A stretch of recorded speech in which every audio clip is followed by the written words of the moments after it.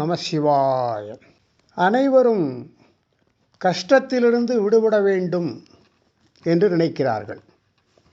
ஏதாவது ஒரு வகையில் ஒவ்வொருவருக்கும் ஒருவித கஷ்டம் இருக்கும். சிலருக்கு பண கஷ்டம் இருக்கும், சிலருக்கு உறவினர்களுக்குள் சண்டையெல்லாம் வரும், அதை பற்றிய பிரச்சனை இருக்கும். கணவன் மனைவி பிரச்சனை இருக்கும், கணவன் மனைவிக்குள் சண்டை வரும், குடும்பத்தில் பிரச்சனை இருக்கும், இடத்தில் வாங்குவதில் விற்பதில் ஏதாவது வில்லங்கம் ஏற்பட்டுவிடும், வேலை இன்மையினால் கஷ்டப்படுவார்கள். இப்படி பலவிதத்திலும் ஒவ்வொருவரும் கஷ்டப்பட்டு வருகிறார்கள். இத்தகைய அடிப்படை சங்கடங்கள் முழுவதுமாக தீர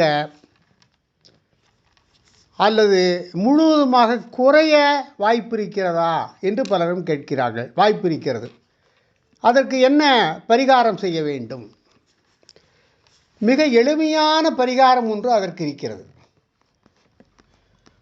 மூலக்கடவுள் விநாயகர்.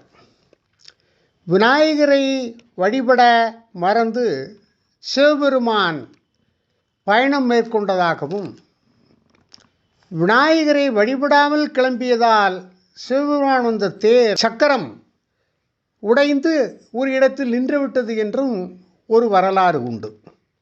அந்த இடம்தான், தேர் கால் உடைந்த இடம்தான் அச்சிறுப்பாக்கம் என்று இன்றும் அழைக்கப்படுகிறது. ஆகவே விநாயகர் மூலம் விநாயகரை வணங்குவது எவ்வளவு முக்கியமானது என்று ஔவையார் நமக்கு புரிய வைக்கிறார். இதையே திருமூலர் யாவர்க்குமாம் இறைவர்க்கொரு பச்சிலை என்று சொல்கிறார்.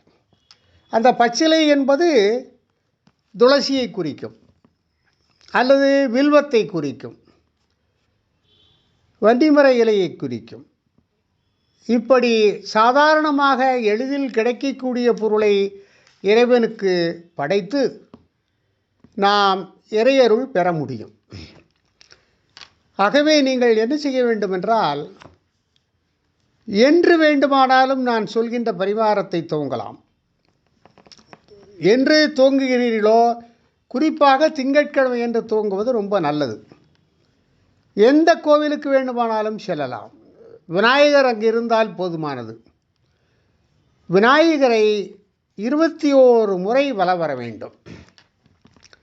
21 முறை வலம் வந்து வழிபட்டு திருநீர் வாங்கி பூசிக்கொண்டு வர முடிந்தால் அருகம்புல்லை கொஞ்சம் அருகம்புல் வாங்கி விநாயகருக்கு சாத்துவதற்கு கொடுக்கலாம்.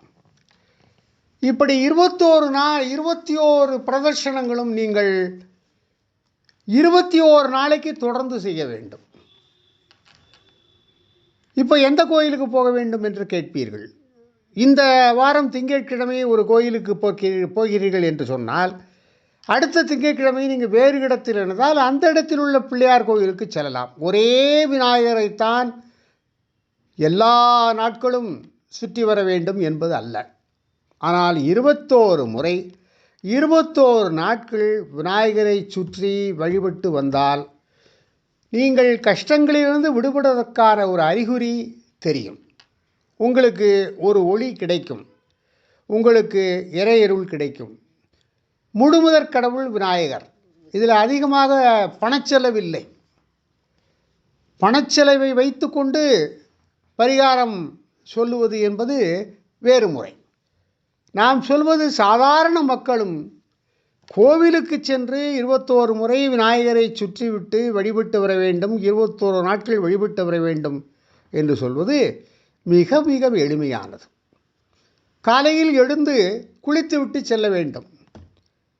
நெற்றியிலே விபூதியை திருநீரை அணிந்து கொள்ள வேண்டும். மந்திரமாவது நீரு, இந்த திருநீரு மந்திரமாகும். துதிக்கப்படுவது நீரு, இதைத்தான் வழிபடுகிறோம். ஆகவே இந்த விநாயகரை அருளை பெறுவதற்கு நீங்கள் வலம் பெறுவதும், இறையருளை பெறுவதற்கு நீங்கள் விபூதியை அணிந்து கொள்வதும் செய்து வந்தால் 21 நாட்களில் உங்களுக்கு நீங்கள் படும் கஷ்டங்களுக்கு ஏதாவது ஒரு பலன் அல்லது அதுக்கு இருந்து விடுதலை உங்களுக்கு கண்டிப்பாக கிடைக்கும்.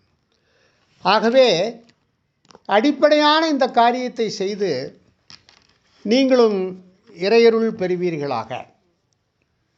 ஓம் நமச்சிவாய.